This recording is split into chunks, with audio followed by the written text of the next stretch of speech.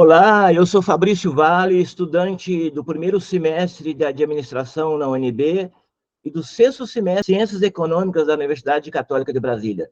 Estamos fazendo nossa primeira entrevista no canal Neoempreendedorismo aqui no YouTube, um canal desenvolvimentista ligado à inovação nas áreas de tecnologia, na área de gestão, da microeconomia e algo mais, com foco no desenvolvimento integral e sustentável do Brasil.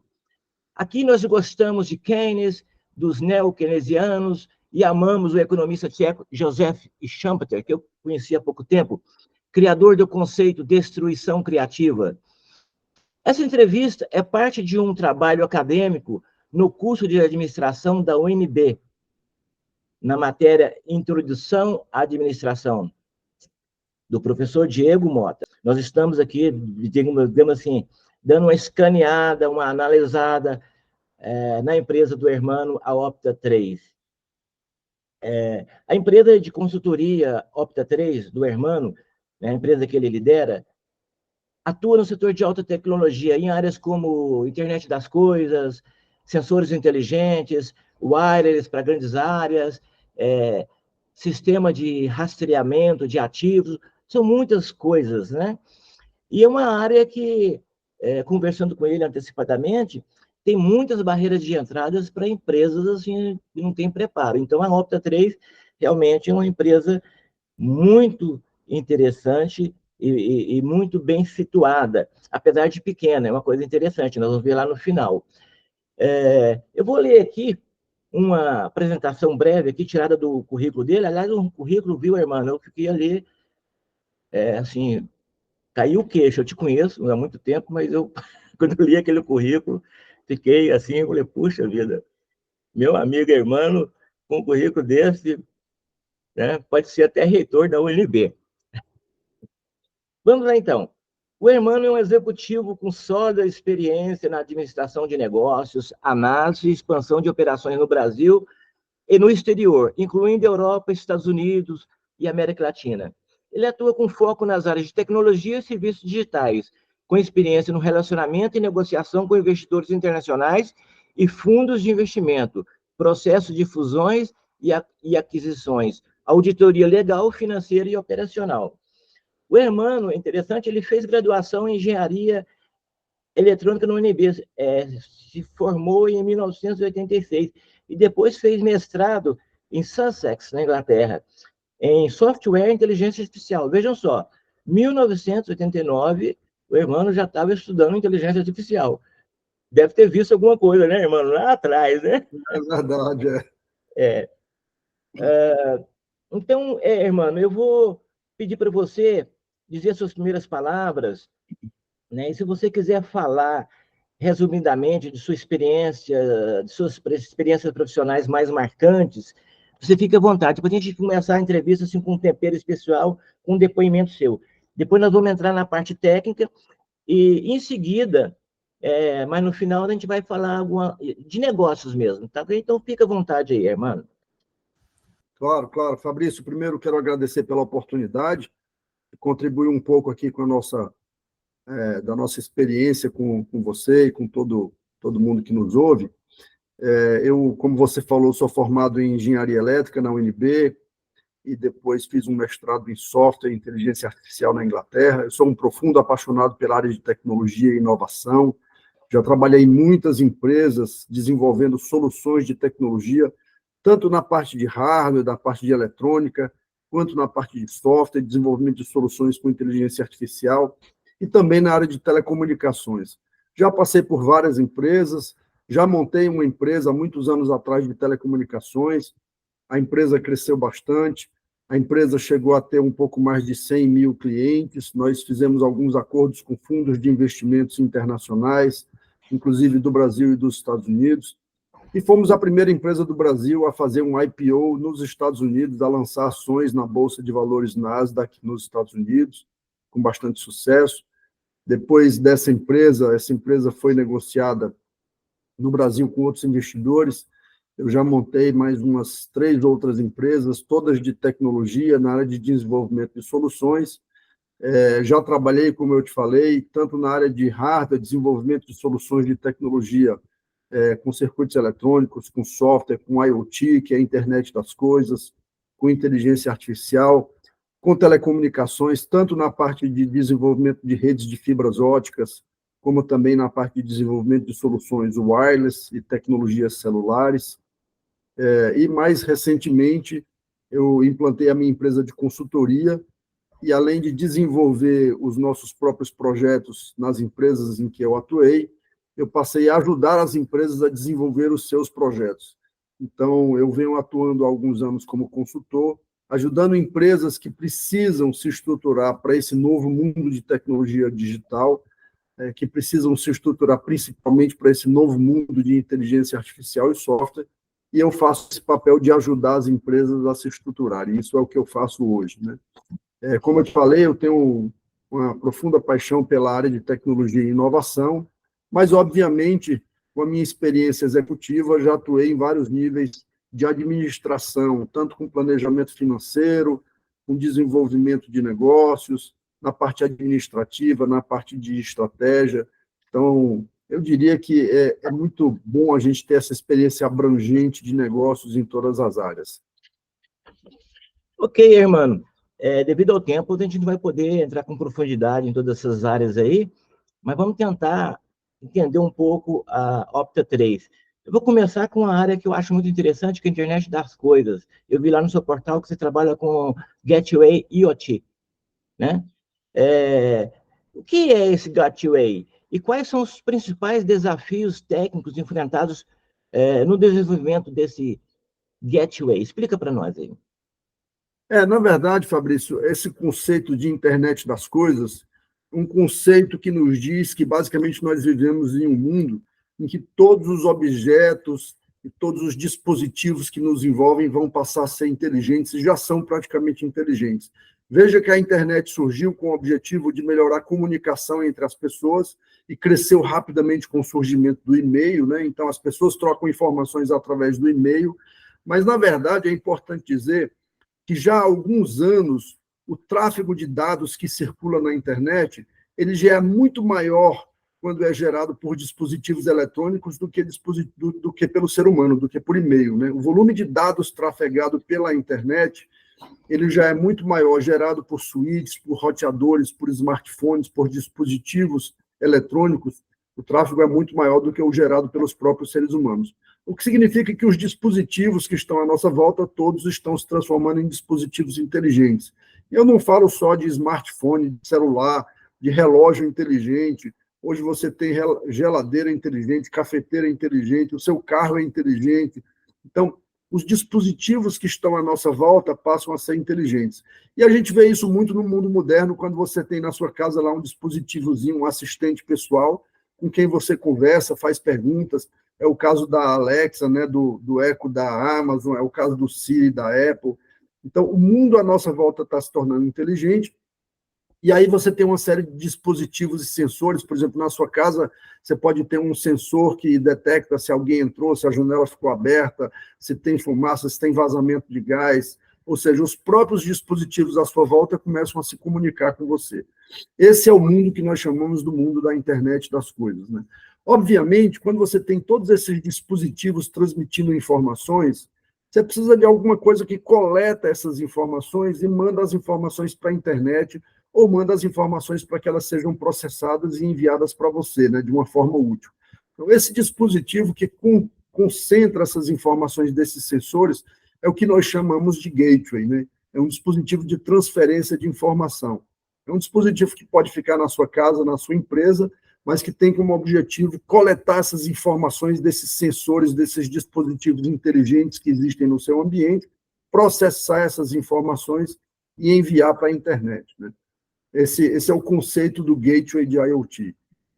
E a Opta 3 já desenvolveu quantos desses gateway? Olha, nós já desenvolvemos alguns modelos de gateways, eu te diria uns 4 ou 5 modelos. Alguns anos atrás desenvolvemos um modelo que foi implantado em algumas operações da Telefônica no Brasil, da Vivo no Brasil, da antiga GVT, que hoje é Vivo.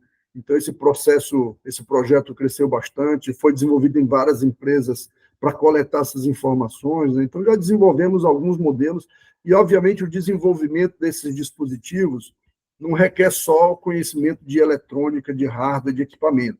Ele, principal e fundamentalmente, depende de conhecimento para desenvolver o software que controla todas essas informações.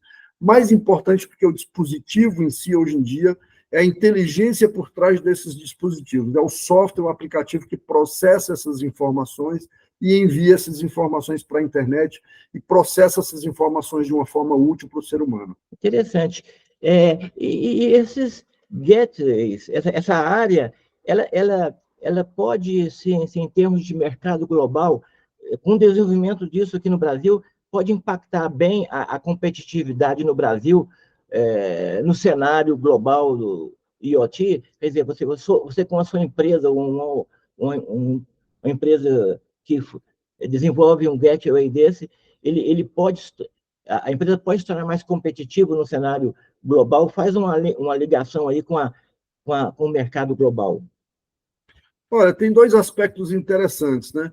Quando nós começamos a desenvolver esse dispositivo, nós trazíamos algumas peças e alguns componentes eletrônicos da China e dos Estados Unidos, montávamos o produto no Brasil para distribuir, então, mas grande parte dos insumos vinham de fora, e aí é interessante que a gente começou a aumentar a nossa capacidade produtiva aqui mesmo no Brasil.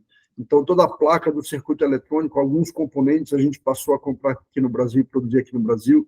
Isso foi muito bom para nós, porque nos deu certa agilidade e deu certa independência internacional. Por quê? Porque quando veio a pandemia, tudo ficou mais difícil, né? Comunicação, logística, transporte. Então, tudo que você comprava de fora demorava muito mais para chegar no Brasil. A pandemia realmente criou um movimento, um choque no mercado internacional e principalmente na logística internacional. Então, quem estava produzindo no Brasil acabou se beneficiando com esse processo. E isso foi muito bom para a gente. Obviamente, existem vários fatores que nos ajudam no mercado internacional. Por exemplo, a taxa do dólar, a variação do câmbio entre o dólar e o real no Brasil, para nós nos favorece. Obviamente, para muitos setores é ruim, quando a desvalorização cambial aumenta, né, porque o dólar fica mais fraco, mas para quem exporta isso é bom, e para quem produz no Brasil isso é bom. Porque o nosso produto aqui no Brasil acaba ficando muito mais barato, né? Então, isso nos ajudou um pouco, porque a gente acabou tendo a oportunidade de ter um produto muito mais barato do que se a gente comprasse no mercado internacional. E, sem dúvida, isso contribui para a competitividade da indústria brasileira. Ótimo. Vamos passar para o outro tema, que são os sensores inteligentes. Explica para nós, o que é um sensor inteligente? Eu imagino que tem ligação com isso que nós estamos conversando aqui. Vamos ver se tem mesmo. O que são e como que eles são utilizados no dia a dia?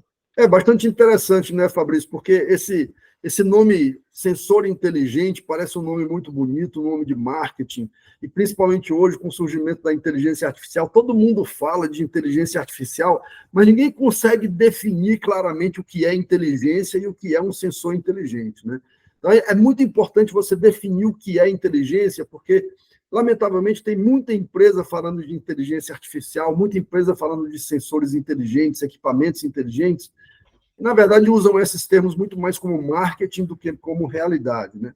Mas então vamos primeiro conceituar a inteligência. A inteligência é a capacidade de você processar informações, gerando conhecimento novo, gerando informação nova, de forma a beneficiar algum usuário final ou a beneficiar você próprio. Ou seja, se você pega uma informação e simplesmente transmite essa informação para um outro lugar, você não tem inteligência nenhuma aí. Mas se você pega a informação e você processa essa informação e gera conhecimento novo, isso passa a ser inteligente. Isso passa a ser inteligência. Então, a primeira coisa que um dispositivo inteligente precisa ter, um sensor inteligente precisa ter, é a capacidade de processar informação. Se ele não fizer isso, ele não é inteligente. Então, número um, para ser inteligente, ele precisa processar informação. E, para isso, precisa ser um dispositivo que dentro dele tem um mini computadorzinho, um processador que processa aquela informação ali. O segundo, ele precisa ter uma característica que a gente chama de autoprovisionamento, que é a capacidade dele viver sozinho no mercado, dele se autoconfigurar. Então, imagina que antigamente você comprava qualquer dispositivo eletrônico, podia ser um celular, podia ser um dispositivo pequeno, para você usar, você precisava configurar ele, ler o manual, um dia lendo o manual para tentar configurar aquele dispositivo. Hoje, você percebe que você compra um dispositivo, você liga ele e começa a usar, ele é intuitivo, ele se autoconfigura, né? Isso é chamado de autoprovisionamento. Então, a capacidade de você se autoconfigurar e se autorreconhecer na rede é também uma capacidade de um dispositivo inteligente. E o terceiro e último fator de um dispositivo inteligente é ele ser identificado na rede como um indivíduo. Ou seja, cada dispositivo inteligente tem que ter um número, tem que ter uma identificação, tem que ter um nome na internet, para que você possa reconhecer ele. Então, um dispositivo, se tiver essas três características de processar informação, ele passa a ser inteligente. Eu vou dar um exemplo aqui, Fabrício, bem básico. Eu costumo usar esse exemplo para as pessoas, porque é um exemplo simples que mostra a diferença entre um sensor que a gente chama, entre aspas, burro, um sensor comum, e um sensor inteligente. Vamos supor que na sua casa você tem um sistema de alarme e você tem um sensor na porta da sua casa, né? E esse sensor lá, esse dispositivozinho, ele diz se alguém abriu a porta da sua casa ou não e toca um alarme. É simples assim. Hoje todo mundo tem, muitas pessoas têm um alarme em casa, que bota um sensorzinho na porta, e aí se alguém abre a porta, o sensor detecta que a porta abriu, e aí manda um alarme. Não existe nada de inteligente nesse sensor, ele é um sensor burro, ele só tem um contatozinho que abre e fecha e diz se a porta abriu. Agora imagina que você diz o seguinte, puxa, mano, como é que eu consigo dar inteligência para um sensor desse? É possível você pegar um sensor tão simples como um sensor de porta e dar inteligência? Sim. Você coloca um processador nele para processar essa informação e ele começa a pensar no comportamento da sua porta. Então, ele agora não diz para você somente se a porta da sua casa abriu e mandou um alarme. Ele diz quantas vezes a porta abriu durante o dia, se a porta ficou aberta há muito tempo, se a porta ficou fechada, se ela está circulando muito tempo e, portanto, está causando um desgaste na dobradiça da sua porta, quantas vezes ela abriu e fechou, e ele te dá uma indicação, olha, Fabrício, está na hora de você botar óleo na dobradiça, porque ela já abriu e fechou muitas vezes. Tá? Por exemplo, numa sala que tem ar-condicionado, alguém abriu e deixou a porta aberta. Esse sensor vai mandar uma informação para você, Fabrício, olha, a porta está aberta e essa sala tem ar-condicionado, você está gastando energia à toa. Vê se alguém pede alguém para fechar para não gastar energia. Você transformou um processo que era completamente burro num dispositivo que passou a pensar para você. Passou a pensar e gerar informação nova que é útil para você. Olha, dá uma olhada nessa porta aqui que ela vai quebrar. Isso é um sensor inteligente. Ele processou uma informação do ambiente e criou algo útil para você. Essa é a grande diferença que o IoT, que a internet das coisas, traz para o mundo de hoje.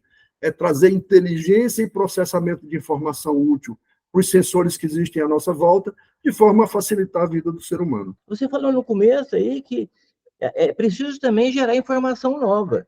Tudo que você falou aí, para mim, são dados que ele coleta, tem um algoritmo ali que trata aqueles dados, e o algoritmo que ele fala, ó, se abrir depois de tanto tempo tem que pôr óleo na coisa, e ele calcula isso e tudo. Então, assim, não tem nenhuma informação nova, ele está coletando. A inteligência artificial, né, ou um sensor inteligente, pode produzir informação nova? Tem mesmo a condição de fazer uma coisa original? Por exemplo, me escreva aí um romance original de ficção científica. Ele vai escrever como se fosse um humano? É impressionante. Essa sua pergunta é muito importante, Fabrício. Na verdade, a inteligência artificial hoje ela cresceu muito e envolve vários fatores. Existem várias modalidades de inteligência artificial. Mas uma delas, sim, que está relacionada ao machine learning, que a gente chama, que é aprendizado de máquina, e por isso o termo aprendizado, realmente você hoje é capaz de pegar uma máquina, um robô, por exemplo, e ele aprender coisas novas sem você ter ensinado ele, sem essa informação ter sido previamente informada para ele. Isso existe hoje de fato. Hoje você pode colocar um robô dentro de uma sala e, sem dar informação prévia para ele, dizer o seguinte: aprenda a andar nessa sala e a limpar essa sala. E ele vai errar muitas vezes, e vai fazer muita besteira, e vai quebrar coisa, mas eventualmente ele vai aprender. Você apenas tem que dizer o conceito para ele do que é limpar a sala. E hoje, de fato, a inteligência artificial ela consegue desenvolver soluções que estão gerando conhecimento novo, conhecimento que o ser humano não tem e não existe. Inclusive, é interessante porque eu vi um case bastante interessante de um cientista que estava trabalhando com robô e inteligência artificial, e ele falou o seguinte, ele pegou um robô, botou numa sala, botou uma escada e disse, você tem que subir a escada, mas ele não disse para o robô como tem que subir a escada, né? E aí o robô ficou tentando lá subir a escada. Na verdade, assim, você tem que chegar lá em cima do telhado, né? O robô nem sabe que aquela escada ali é um objeto que pode usar, mas ele vai aprender eventualmente a subir, né? Existem coisas impressionantes na inteligência artificial. O robô, ele acabou desenvolvendo uma solução completamente nova de subir no telhado, sem usar a escada na forma que o ser humano usaria. E o próprio cientista olha e fala assim, nossa, eu nunca imaginei, a ciência nunca pensou que podia usar essa forma de subir no telhado, que nunca ninguém pensou, e criou uma solução nova que não existia, ninguém tinha informado para o robô. Então, sim, hoje os robôs estão criando conhecimento novo, estão criando informação nova, e sim, é possível você dizer para um robô, invente uma história e crie um conto, e escreva um conto que tem como protagonista um cavaleiro que salva uma dama no meio de uma floresta, e esse sistema vai criar uma história do nada e que ninguém escreveu e ninguém nunca pensou. E isso, de fato, já existe hoje. Daqui a um pouco nós vamos ter na UNB o curso de graduação em engenharia de prompt, né? É verdade, é verdade. Essa é uma outra ciência que está crescendo bastante, porque, às vezes, para você obter o resultado que a inteligência artificial, que você quer da inteligência artificial, você tem que saber perguntar. Porque olha que negócio interessante, a inteligência artificial ela está ficando tão versátil que ela está absorvendo algumas características do ser humano, que é a característica de interpretação individual. Então, você às vezes vai me fazer uma pergunta, Fabrício, que eu vou entender de uma forma que não é a que você queria, né? E eu vou fazer uma coisa diferente. Não, Fabrício, eu entendi que você queria picolé, você me pediu um sorvete, eu achei que era picolé. Você fala, não é picolé que eu quero um sorvete, né? Eu precisei entender e interpretar o que você disse. A inteligência artificial faz isso também. Ela, às vezes, erra por interpretar o seu pedido e te dá uma informação diferente. Então, essa ciência do prompt engineering, que é a ciência de saber perguntar para o computador, também é algo que tem assim, tirado o sono dos cientistas de inteligência artificial. Beleza, vamos agora para um tema mais simples, que até eu entendo, viu, irmão? Um pouquinho. É aquele negócio da API, né? ERP e tudo, API REST, que eu estudei um pouco. Você sabe que eu não sou da área da tecnologia, mas eu sou, como se diz, é o curioso, né? O fuçador, né? Certo. E qual é a importância desse trabalho, da integração de ERPs, né, que é sistemas de planeamento e organização das empresas, em todas as áreas, tem uns até que tem CRM, via API REST. E explica também o que é API REST, porque às vezes quem está ouvindo a gente não é curioso igual eu, né? É a primeira vez que está ouvindo falar disso. Na verdade, Fabrício, assim, essa é uma pergunta bastante interessante.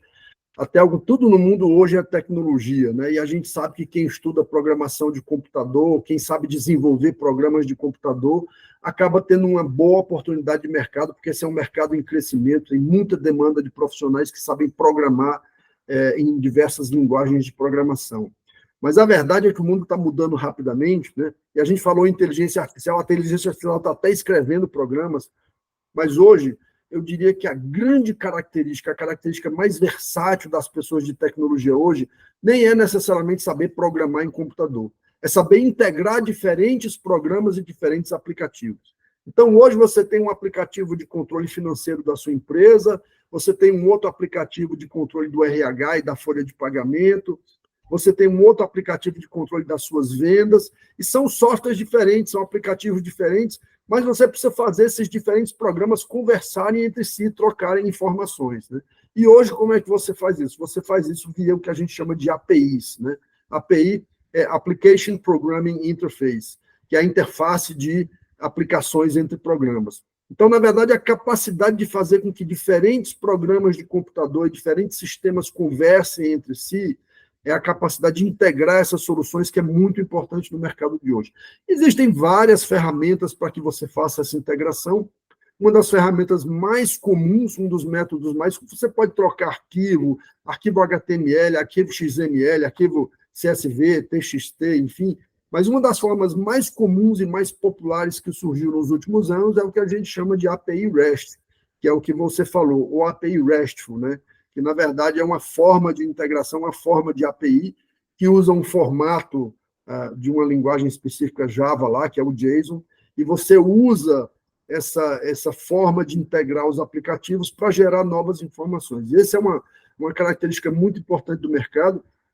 E hoje, o que está acontecendo é que existem centenas, milhares de diferentes programas de computador na internet e você, às vezes, quer trocar informações entre eles. Então, conhecer o conceito de API, saber fazer essas integrações é muito importante. Né? E hoje está tudo na web. Então, assim, a gente não consegue aqui entrar no detalhe de como uma API funciona, mas o conceito básico é esse, é você fazer com que todos esses programas se integrem entre si. Né? O ERP nada mais é do que um programa específico de gerenciamento de empresa, né?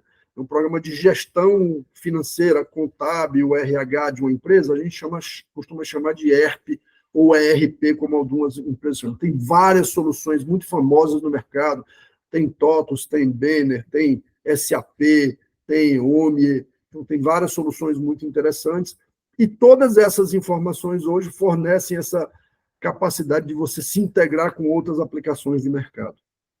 Um exemplo simples aqui que eu vou dar é a sua conta bancária, né? Você tem um aplicativo no seu celular do seu banco, em que você movimenta a sua conta, e às vezes você compra um aplicativozinho de gestão financeira da sua empresa. Como é que você faz para um conversar com o outro, para a informação do seu banco entrar no seu ERP, entrar no seu controle financeiro, e o que você gasta na sua empresa, você digita lá no seu sistema e ir direto para a sua conta bancária para fazer a conciliação. Você faz isso via, eventualmente, um API REST, por exemplo. Muito interessante. Vai aumentar demais a eficiência operacional das empresas. Eu tenho visto muito dessas aplicações, inclusive, por causa do meu curso lá de Ciências Econômicas na Católica, eu fiz lá estatística, né? Me apaixonei por estatística. Eu falei, eu vou começar a estudar esse negócio por conta própria. Estou estudando. Atualmente estou fazendo um curso com uma professora que dá aula de estatística nos Estados Unidos, a professora Fernanda Maciel, e a gente usa também a API REST para isso, né? A gente, em vez de fazer download, por exemplo, dos dados no IBGE, né? Em vez de fazer o download, porque aí, se a conexão estiver instável, você perde dados. Então, você faz via API REST, direto. Isso, direto no banco de dados. Direto no banco de dados, assim, rápido, muito mais rápido, e vem integralmente os dados, e aí você vai partir para o resto do trabalho, né? Estou aprendendo a fazer, mano, Data Warehouse, olha só a minha ousadia. Não, isso é muito bom, isso é muito bom. E hoje, Fabrício, assim, o mundo se abre para oportunidades incríveis para todas as pessoas desenvolverem soluções, montarem suas startups. Eu vou te dar um exemplo. Um dos softwares mais famosos que existe no mundo é o Waze. Todo mundo conhece o Waze. Você pega um carro lá e consegue definir a sua trajetória de rota e tal. E, na verdade, você tem também uma ferramenta muito importante do Google, que é o Google Maps, né? E, na verdade, o Google Maps é uma ferramenta do Google que tem basicamente o mundo inteiro mapeado, com as cidades, com as ruas. E hoje você pode facilmente criar um aplicativo Waze, você dizer assim, eu quero desenvolver o Waze para competir com o Waze, eu vou montar uma empresa para competir com o Waze. Você pode fazer isso sem necessariamente saber programar de mapa. Você simplesmente usa uma API do Google e pega as informações sobre qualquer lugar do mundo, qualquer cidade, qualquer rua, através do Google Maps. Você simplesmente usa uma API do Google para fazer isso. E o Google, Microsoft, enfim, todas essas empresas têm APIs disponíveis enormemente no mundo inteiro para você desenvolver novas soluções. Inclusive, APIs que estão disponíveis para a inteligência artificial, para você fazer processamento de linguagem natural, por exemplo. Muito bom. Eu vou pular a parte de wireless, que eu só vou informar aqui que você faz projetos de wireless para áreas de até 600 mil metros quadrados, né? Coisas grandes, né? Deve ser Rock in Rio, essas coisas. Mas vamos pular aqui, porque eu estou vendo aqui que o tempo está avançando e tem a segunda parte ainda de negócio. Mas eu quero que você fale ainda de um outro serviço seu, que é a otimização financeira. E fala aí como é o seu trabalho, né? Como é que você cuida da saúde financeira dos seus clientes, qual que é o seu papel da Opta 3 e Enfim, dá uma geral assim, sobre esse serviço seu nessa área. Eu vou falar de uma forma muito simples e rápida, Fabrício. O que acontece é que soluções de gestão financeiro-contábil para as empresas existem muitas. Como eu já mencionei, softwares e soluções para você controlar as finanças da sua empresa existem e são muito famosas.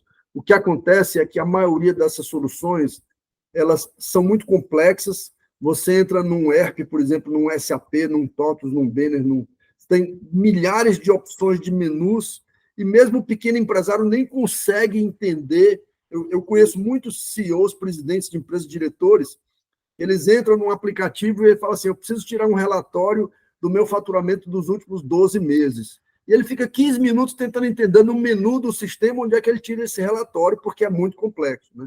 Então, primeiro é que as soluções de software hoje são muito complexas. O segundo ponto é que a maioria desses softwares eles são muito voltados para a gestão contábil, principalmente para atender a área contábil fiscal e as regulamentações de governo, né? Mas, no fundo, eles ajudam muito pouco os empresários na gestão financeira, na gestão de fluxo de caixa. Eu costumo dizer que o oxigênio de toda empresa é caixa, né? É capital. Você precisa de oxigênio, você precisa de capital para fazer a empresa crescer. Então, vou te fazer um detalhe simples. Hoje existem empresas que são empresas que têm soluções de software super avançados para a gestão contábil dos seus números, e se você chegar para o diretor da empresa e disser o seguinte, qual é a previsão de faturamento para o final desse mês? E ele não sabe te dizer. Quanto você vai ter de caixa na sua empresa, no banco, no final do ano, daqui a 3 meses? Ele não sabe dizer, porque não tem projeção financeira. Ele não tem previsibilidade no seu fluxo de caixa. Então, o meu papel é ajudar as empresas a ter previsibilidade de fluxo de caixa e controle financeiro da sua geração de caixa nos próximos meses e nos próximos anos. Então, o que eu faço? 2 coisas. Eu ajudo as empresas a desenvolverem projeções financeiras, né? Modelos financeiros de longo prazo, às vezes projeções financeiras de 4, 5 anos, principalmente empresas que procuram buscar um sócio, um investidor, e precisam criar um modelo de crescimento, eles precisam mostrar qual é a previsibilidade de crescimento da sua empresa. Então, eu crio modelos matemáticos de previsibilidade financeira. E segundo, eu ajudo os empresários a entenderem qual é a previsão de caixa que eles vão ter. Olha, independente do que você faturou mês passado, faturou há 2 meses atrás, como é que você consegue gerar um modelo financeiro, que pode te ajudar a prever o seguinte, daqui a 3 meses, quanto eu vou receber de dinheiro? Quanto eu vou faturar? Quanto eu vou vender daqui a 5 meses, daqui a 6 meses? Como é que eu analiso o mercado e faço essa previsão financeira? Esse é o meu papel em ajudar as empresas a fazer controle financeiro. Vamos agora à parte de negócio, irmão. Eu achei a Opta 3 uma empresa muito peculiar, porque só tem um funcionário, você ali está ali orquestrando tudo, e é uma empresa que faturou no ano passado R$ 1.200.000. Né? Qual o segredo de fazer tanta coisa, tantas coisas tão grandes, com clientes tão grandes, com tão pouco? Como é que você consegue fazer isso? Bom, primeiro, Fabrício, o fato da Opta 3 ser uma empresa de consultoria com uma pessoa só, não quer dizer que ela faz tudo sozinha, tá certo? O mundo hoje é um mundo de colaboração, né? O mundo hoje é um mundo em que você não precisa necessariamente ter uma empresa muito grande com muitos funcionários, mas isso não quer dizer que você faz tudo sozinho. Porque você, em cada projeto, precisa de apoio, de parceiros, de colaboradores, de freelancers. Então, o que acontece é, em muitos projetos que eu desenvolvo, né, como eles são projetos temporários, por exemplo, uma empresa contrata a Opta 3 para um projeto de consultoria para desenvolver uma determinada tecnologia, né, desenvolver um produto eletrônico, por exemplo, ou desenvolver um software. O que a Opta 3 faz é coordenar um grupo de pessoas, definir os parâmetros de sucesso para esse projeto, definir como esse projeto deve ser gerenciado, definir o alinhamento estratégico desse projeto, agregar esse time que vai tocar o projeto e gerenciar esse projeto com esse time. Ou seja, não quer dizer que eu faço tudo sozinho. Existe um time que, durante aquele projeto, eu contrato para desenvolver aquele projeto. Muitas vezes são pessoas que são freelancers, muitas vezes são pessoas que trabalham temporário, mas são pessoas especializadas naquele setor mas eu tenho que gerenciar o trabalho deles, porque eu é que tenho que definir o alinhamento estratégico do projeto. Então, assim, eu consigo fazer muitos projetos. Como você disse, parece que eu estou sozinho, mas seria injusto eu dizer que eu estou sozinho nesses projetos. É claro que, em alguns projetos, por exemplo, como planejamento financeiro, modelagem financeira, projeção financeira, eu mesmo faço esses projetos, eu mesmo desenvolvo, sento no computador, no escritório e desenvolvo. Alguns projetos eu consigo fazer sozinho. Mas grande parte dos projetos maiores, né, você sempre precisa ter uma equipe. E esse é um ponto muito importante, né? Eu acho que, ao longo dos últimos anos, essa relação capital-trabalho que existia antigamente, em que você tinha um funcionário que entrava numa empresa, trabalhava 30 anos ali, se aposentava naquela empresa, esse mundo deixou de existir. O que existe hoje são colaboradores e profissionais altamente qualificados no mercado, né, e que trabalham, às vezes, em diversos projetos, em diferentes projetos, e colaboram em diferentes projetos, e você acaba beneficiando a comunidade como um todo, beneficiando o mundo como um todo, né, você tendo esse rol de trabalhadores que podem lhe ajudar. O mundo online e o mundo colaborativo digital ajudou muito. Então, por exemplo, muitas vezes eu desenvolvo projetos em que eu tenho disponíveis colaboradores, vamos dizer assim, no Brasil inteiro, no Ceará, no Sul, no Rio de Janeiro, que trabalham remotamente comigo e nem precisam necessariamente estar aqui em Brasília, onde fica a Opta 3. Esse mundo de colaboração online é um mundo em que ajudou muita gente, inclusive você tem pessoas que moram no interior, nem moram na capital, são excelentes profissionais de tecnologia, não precisam ir para São Paulo, não precisam ir para Rio para ter sucesso na vida, estão lá nas suas cidades com suas famílias e estão fazendo um trabalho fantástico para gerar a economia desse país. Hoje nós temos aí o nômade digital, né? Que é o cara que sai andando no mundo e tá, em onde ele estiver, está trabalhando. Eu fiz questão de fazer essa pergunta, irmão, porque depois que eu entrei para a UNB, entrei no começo do ano, logo em seguida eu fiz o processo seletivo num projeto de extensão do UNB, chamado UNB Consulting Club. É um clube de consultoria, né, dirigido por alunos, com um professor orientador, né? No nosso caso aqui é o professor Kimura, é uma sumidade em finanças, e aí eu pergunto assim, já tem alguns alunos que são de engenharia, administração, outros cursos.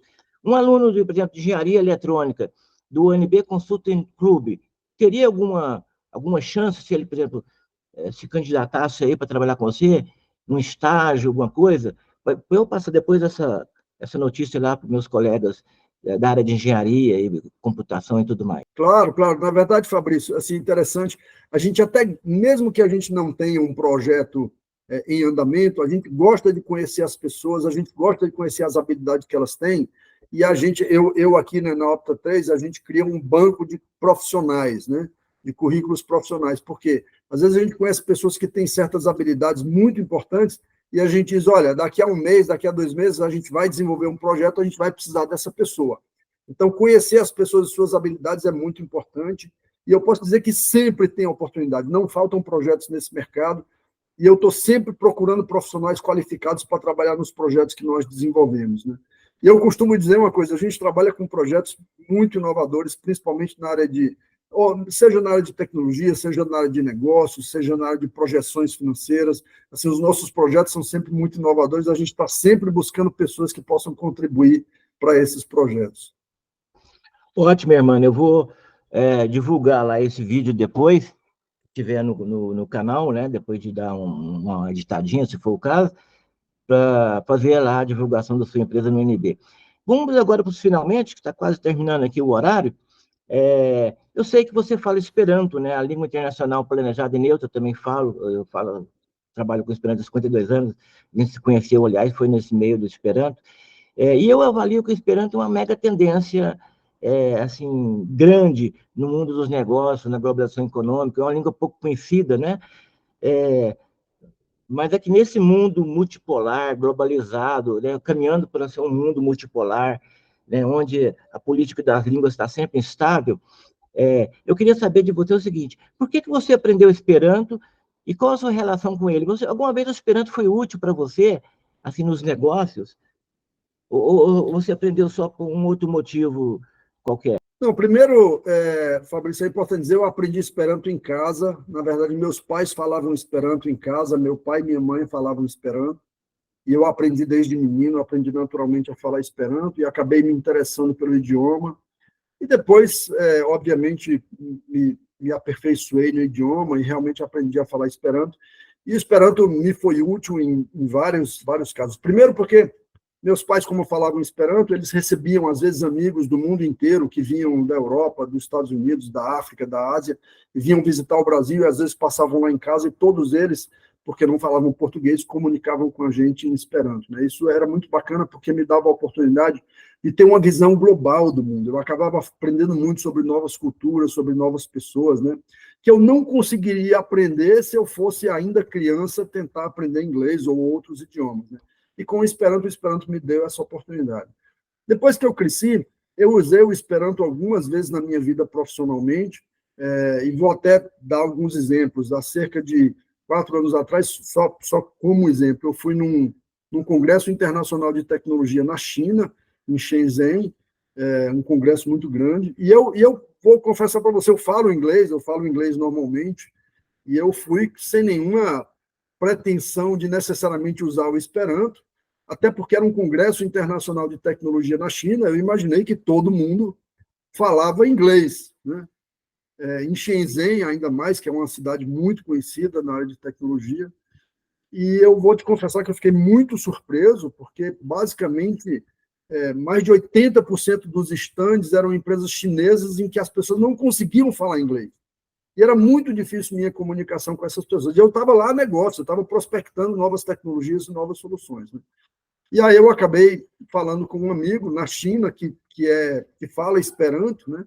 E ele, felizmente, tinha disponibilidade, falou, não, irmão, eu vou para você com a feira, ficamos uma semana, ele me acompanhando na feira, e a gente falando Esperanto, e ele me ajudou nessas negociações com essas empresas através do Esperanto, né? Esse foi um caso muito interessante, que o Esperanto me ajudou muito. Inclusive, visitei algumas empresas de tecnologia com ele, né?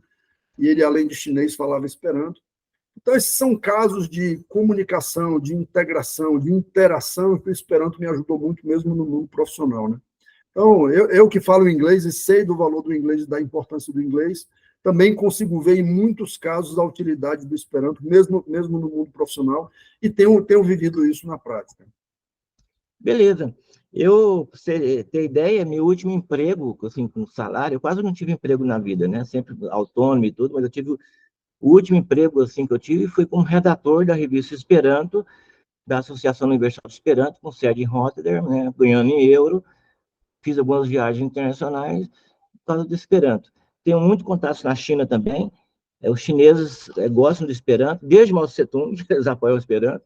Rádio China Internacional transmite em Esperanto. Quero agradecer aqui a sua presença, a sua disponibilidade. Sei que você é um empresário ocupadíssimo, né? Tivemos aí que conversar muito para encontrar esse horário no sábado, 7 de setembro, feriado. Estou muito agradecido. E deixo você à vontade aí para agradecer o nosso público que vai te assistir aí e dizer uma mensagem final. Não, eu que agradeço, Fabrício, pela oportunidade, principalmente de estar aqui com você, de compartilhar com todo mundo aí essa nossa experiência. A mensagem que eu deixo é que a gente vive num mundo repleto de imensas oportunidades, né? Eu costumo dizer que algumas pessoas dizem para mim assim, puxa, quem dera eu soubesse no início da internet o que ia ser a internet, porque eu teria aproveitado e desenvolvido muitas coisas, né? Eu diria que, nesse momento, nós estamos passando por uma revolução na área de tecnologia e de inovação muito maior do que a internet passou. O momento agora é de crescimento, é de oportunidade, é de empreendedorismo, é de desenvolvimento de novas soluções, tem oportunidade para todos, inclusive de uma forma muito mais democrática. Antigamente, as oportunidades eram muito poucas, hoje todo mundo tem oportunidade. Eu costumo dizer, Fabrício, há muitos anos atrás, quando eu era criança, eu ouvia as pessoas dizerem, eu não consegui estudar porque eu não tive recurso. Hoje o recurso praticamente está disponível em todo lugar, não existe nada nesse mundo que você não queira aprender, que não está disponível na internet num curso gratuito. E você consegue ir lá para uma software housezinha, pegar um computador e aprender. Se você quiser, você consegue, você pode aprender qualquer coisa que você queira no mundo de hoje e transformar isso numa oportunidade de crescimento para você. Então, eu acho que esse novo mundo que está aberto para todo mundo, né, eu acho que é muito bom, é muito inovador, tem muita muita chance de todo mundo crescer, e eu desejo aí sucesso para você nos seus projetos, em todo mundo aí que nos ouve. Obrigado, Hermano. Eu vou só fazer um último convite aqui, que eu esqueci. Vou deixar na descrição no vídeo, no canal. Eu lancei no LinkedIn um boletim chamado Neoempreendedorismo. Na segunda-feira, quando eu lancei, ele tinha 5 assinantes, já está com quase 100. E eu convido você também para assinar, se você ainda não assinou. E é isso aí. Obrigado e até logo, Hermano. Muito obrigado, um abraço.